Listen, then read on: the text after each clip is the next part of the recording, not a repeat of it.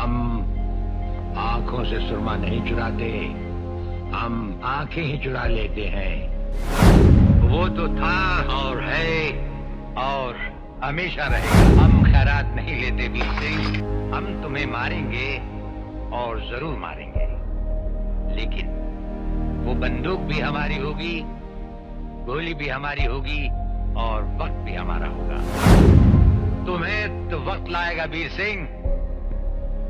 आज वक्त तुम्हारा है, सेना तुम्हारी है। आज तो हमें सिर्फ ये देखना है कि ठाकुर राजेश्वर के सीने पर पहली गोली कौन चलाता। हम तुम्हें सिर्फ ये बताने आए हैं कि अगर तुमने तिरंगे के खिलाफ कोई भी कदम उठाया तो हम तुम्हें वो मौत देंगे जो ना तो किसी कानून की किताब में लिखी होगी और ना ही कभी किसी मुजरिम ने सोची होगी।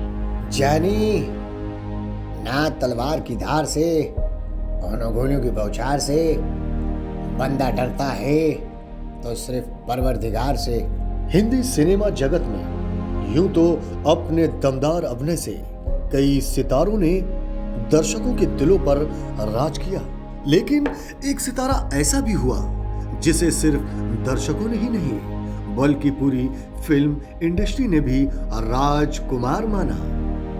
राजकुमार बॉलीवुड के ऐसे कलाकारों में याद किए जाते हैं जिनकी डायलॉग डिलीवरी का अंदाज बेहद ही उम्दा था और उनकी रोबीली आवाज तो आज भी लोगों के जहन में बसी है। राजकुमार का व्यक्तित्व काफी शानदार था और वैसे ही शानदार और शान और शौकत से वो जीते भी थे। जानी, हम तुम्हें मारेंगे और जरूर मारेंगे, पर बंदूक भी हमारी होगी और गोली भी हमारी होगी और वो वक्त भी हमारा होगा।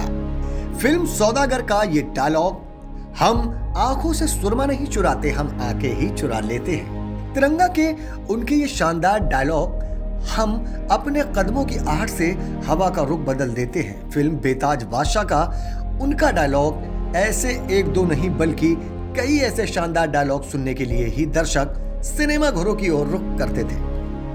जब राजकुमार की रौब वाली आवाज सिनेमा हॉल में सुनाई देती थी तो सीटी और तालियों की गड़गड़ाहट से पूरा सिनेमा हॉल गूंज जाता था। तो आपको बता दें कि राजकुमार का जन्म 8 अक्टूबर 1926 को पाकिस्तान के बलूचिस्तान में कश्मीर पंडित परिवार में हुआ था। राजकुमार का असली नाम कुलभूषण पंडित था और उनको प्यार से लोग जानी नाम से पुकारते थे। राजकुमार 1940 में मुंबई आए और स्नातक की पढ़ाई करने के बाद मुंबई पुलिस में सब इंस्पेक्टर के रूप में काम करने लगे। उनकी ड्यूटी को बखूबी निभाने वाले राजकुमार एक बार गश्त पर निकले, तभी उनके साथ रह रहे सिपाही ने उनसे कहा, हुजूर, अरे आप रंग ढंग और कद काठी में अरे किसी हीरो से कम नहीं लगते। अरे आप अगर फिल्मों में हीरो बन जाए तो अरे लाखों दिलों पर राज कर सकते हैं। राजकुमार को सिपाही की ये बात पसंद आ गई और वो तारीख थी कि राजकुमार ने फिल्मी दुनिया में कदम रख दिया और फिर कभी पीछे मुड़कर नहीं देखा।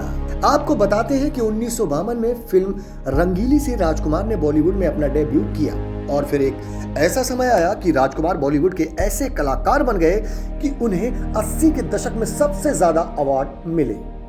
फिल्म में उनके द्वारा निभाए जा रहे किरदारों की बात हो या फिर उनके लिए लिखे खास डायलॉग, लाखों करोड़ों फैंस टिकट घर का रुख केवल उनके मुंह से निकले डायलॉग सुनने के लिए करते थे।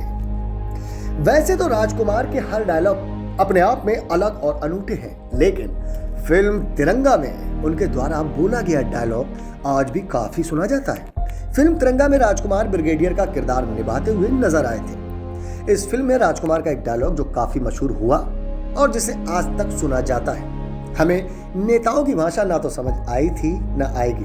दरअसल फिल्म तिरंगा में जब ब्रिगेडियर का किरदार निभा रहे राजकुमार से मिलने मंत्री महोदय आते हैं तो फिर उन्हें ब्रिगेडियर की तुनक मिजाजी का सामना करना पड़ता है और वो कहते हैं कि खादी का कपड़ा पहनकर और टोपी लगा लेने से कोई महात्मा गांधी नहीं बन जाता। हमें नेताओं की भाषा ना समझ आई थी और ना आएगी। जानी, राजकुमार के जीवन से जुड़े कई मजेदार किस्से आज उनके फैंस सुनना चाहते हैं उसी में एक यादगार किस्सा उनका बॉलीवुड के मेगा स्टार हाय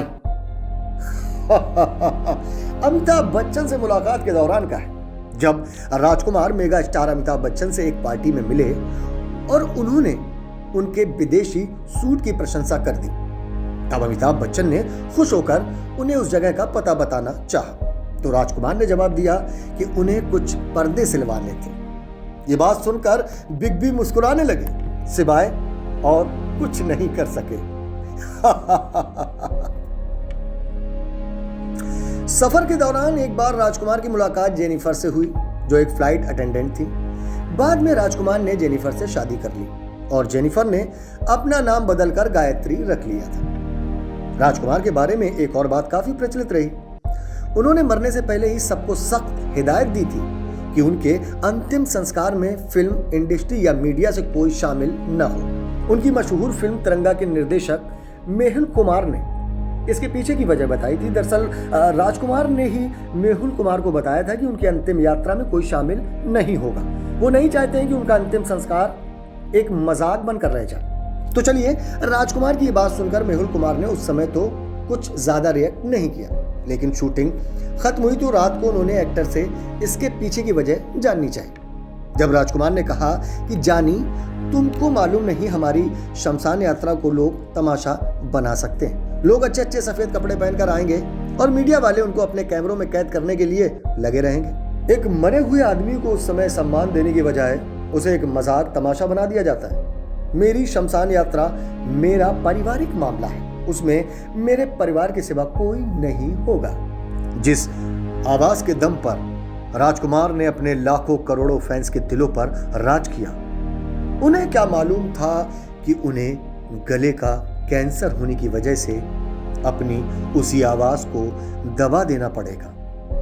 गले में कैंसर होने की वजह से उनकी तबीयत लगातार बिगड़ने लगी और 3 जुलाई 1996 को राजकुमार ने दुनिया को अलविदा कह दिया।